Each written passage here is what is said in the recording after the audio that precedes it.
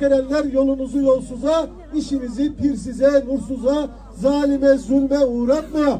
Verdikçe hayırlı vere, geldikçe hayırlı gele. Hak edenler gençlerimize, evlatlarımıza hayırlı eşler, hayırlı işler, hayırlı komşuluklar nasip eyleye.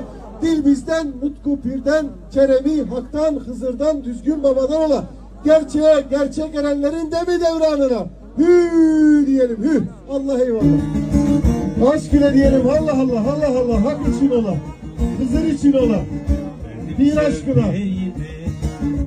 Şirin sözleri sinemde ne hamden oldu karınca yükünü bir çekmez oldu azdı zaman azdı ne hamler oldu azdı zaman azdı ne çağlar oldu yakıtır yakıtır yakıtır yakıtır ne çağlar oldu yakıtır yakıtır yakıtır yakıtır ne çağlar oldu yakıtır.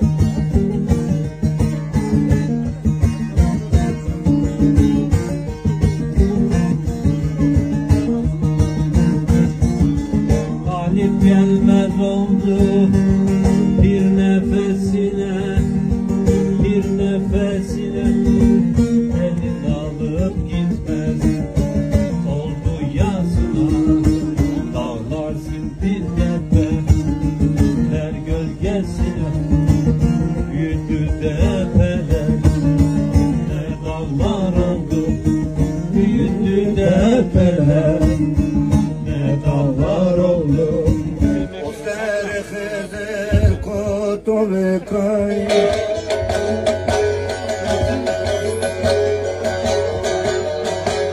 marek vayrım bükür o düzgün kemeri